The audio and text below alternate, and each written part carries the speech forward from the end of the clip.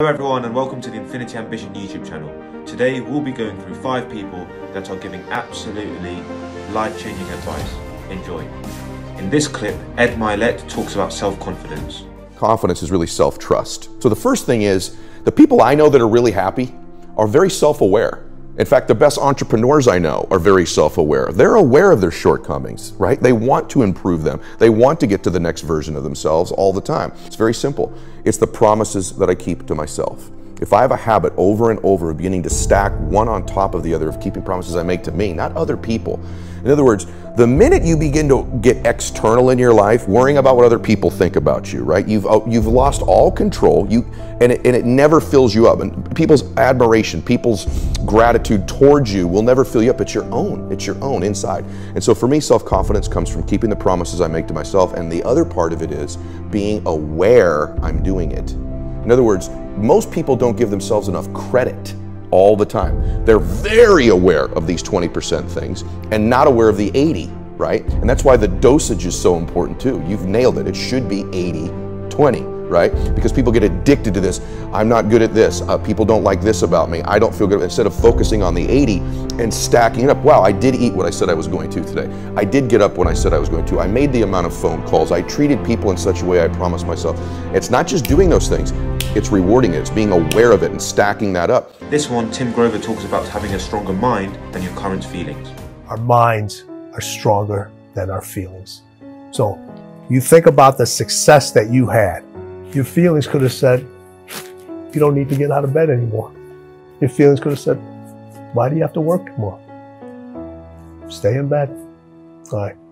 Your mind got you out of bed every single day because your mind was stronger than your feelings, because you knew what your real purpose was, where your real win was, even though you won previously. In this clip, David Goggins talks about how to take full responsibility for who you really are and how to bring dramatic changes. May not live.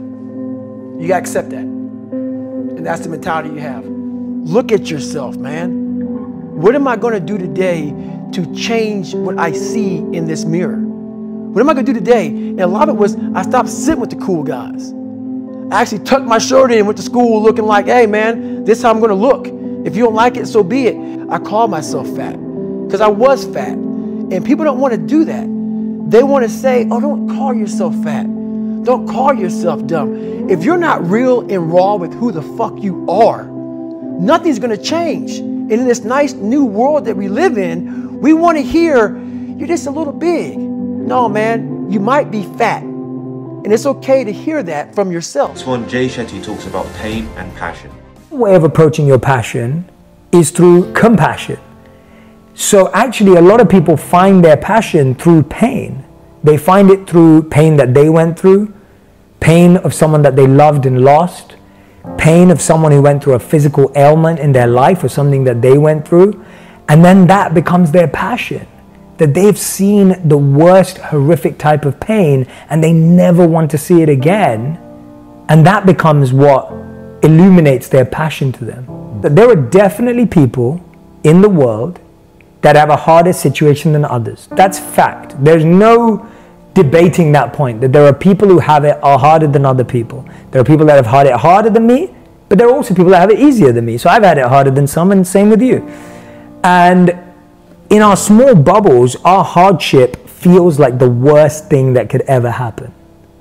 And that's the craziest thing about pain, is that you only think pain is bad when you're really going through it. And we compare our pain with other people's pain.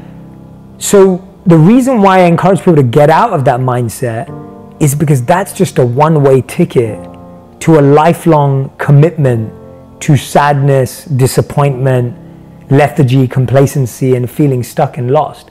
There's nothing gained out of feeling sorry for yourself. I don't think there's anyone that I've ever heard say, and I'm open to it, but I've never heard anyone say to me that feeling like a victim my whole life actually helped me find a victory in life. This one, Robin Sharma talks about having the courage to dream big and go after what you really want. The reasonable man adapts himself to the world. The unreasonable one persists in adapting the world to himself. Therefore, all progress depends on the unreasonable man. So that's our nature, but our parents give us limitation based on their limited psychology and their emotional patterns that they learned from their parents. Then we go to school and we're taught to live in a box, think in a box, dress like everyone else. Don't sing too loudly, don't dream too big, don't be too passionate. And then our peers do the same thing to us, and then society says, oh, genius is the realm of genetics, not everyday people, which has been dismissed by some very good science. I think what's happened is as we've left who we truly are, we've contracted. And now it's all about staying safe in the world versus going out there and letting our brilliance, our primal genius shine. And a lot of people just have stuffed that pain of disappointment and their doubt really deep inside, are addicted to distraction and escapes because they don't want to deal with their potential that they've denied. If you took something valuable from this video, please give it a like, a share and a subscribe. If not, no worries. All I want for you is to take something valuable from my content. And if I've done that, I've done my job. Thank you for watching, and most importantly, stay blessed.